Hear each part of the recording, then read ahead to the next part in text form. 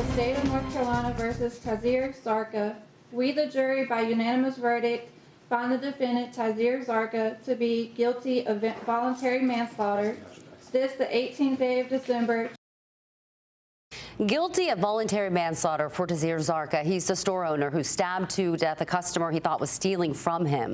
A lot of drama this afternoon and a major hiccup in the sentencing phase. Just within the last hour, the jury unable to decide if sentencing should include an aggravated factor because there was a toddler and teenager in the store when all of this happened. All right, CBS 17's Judith Furtana is live at the courthouse now to kind of break all of this down and tell us what's going to happen tomorrow and what all of this means.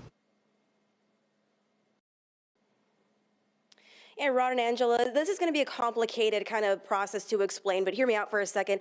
We're talking about aggravated factors in this case. Those are elements that make the severity of a crime worse. In this case, the state said that there were children in the store at the time this crime happened. So they were asking the jury, to determine whether Zarka should have known that there were children in the store at the time of the crime. Now, they debated on this for several hours, and they ultimately came back and told the judge they couldn't come to a decision on this. They were ultimately deadlocked. The judge then called for a mistrial in this aggravated factor portion of the case.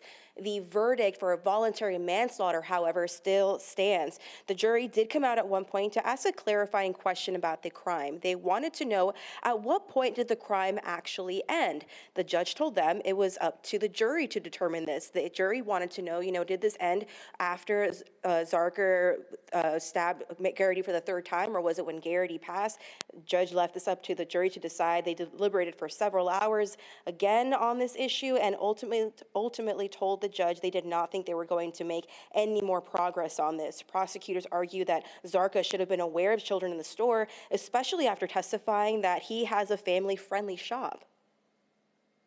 He did not have reason to know who was in the store, and at the time that he was occupied with the defendant, there was nothing that he could have done about it anyway. Should he have known?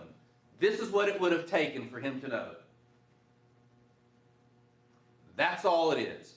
Situational awareness, being aware of what you're creating.